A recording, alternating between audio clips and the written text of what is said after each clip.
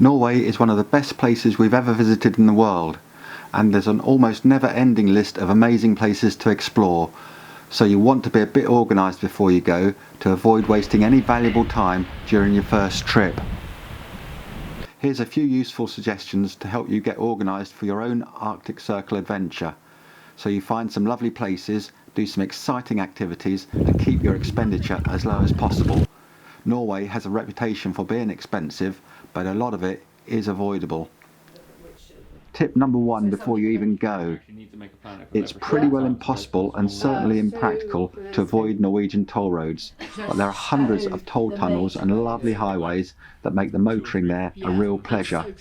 They conveniently save you lots of driving and hours of travelling by going under mountains and fjords as well as around them. Sending off for an auto tag a couple of weeks before your trip is not only very convenient, but it also helps keep the cost of your tolls down and even saves you on some ferry prices as well as the tolls. Watch out, as Brobiz was highly recommended to us, but this company has not been able to cater for private motorists in Norway since April 2023. We wasted our money buying their tag, which only worked in Denmark and not Norway. Very often in Europe, commercial vehicles over 3,500 kilograms get charged even more in tolls than cars or vans, and as our motorhome is over 3,500 kilograms, it made applying for an auto tag a bit confusing. Eventually we decided to order our auto tag through Fremtind.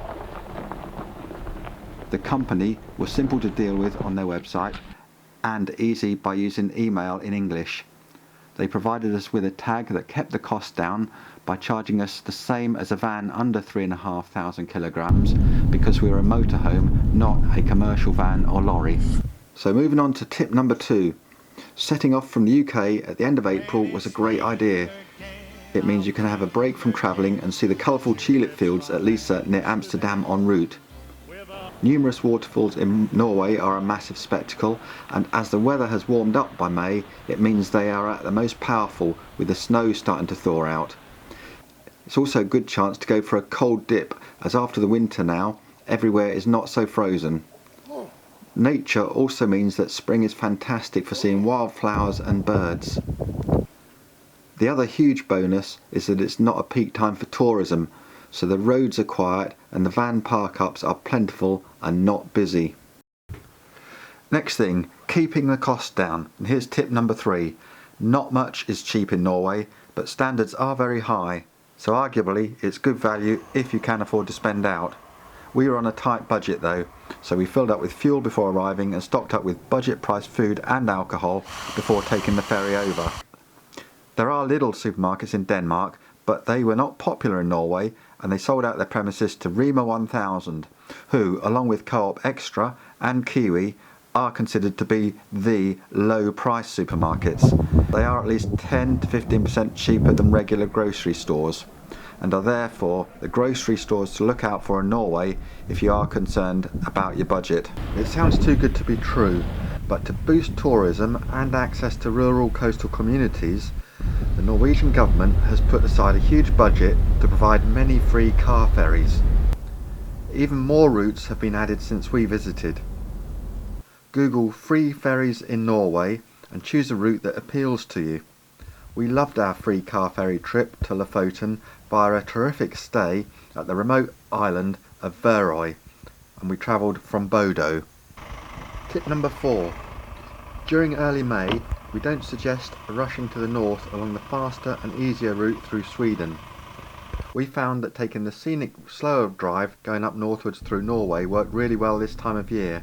The spring conditions had arrived earlier in the south. We kept a close eye on Norwegian government road websites to time our journey as the high passes began to get cleared, opened up and became passable again after winter. Eventually, we then enjoyed clear roads which provided spectacular scenery and access to awesome mountain walking in deep snow with relatively few other tourists. Tip number 5. Our favourite recommended activities. The sauna cabins along the coast are wonderful to use, and if you're brave enough, the cold dipping is sensational. After disembarking off the ferry from Denmark to Kristiansand, we went to Farsen Badehouse public bathhouse. It was a superb welcome to Norway.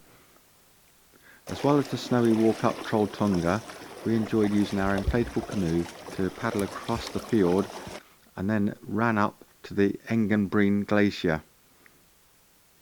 At this time of year there was no other tourists there and it was fantastic.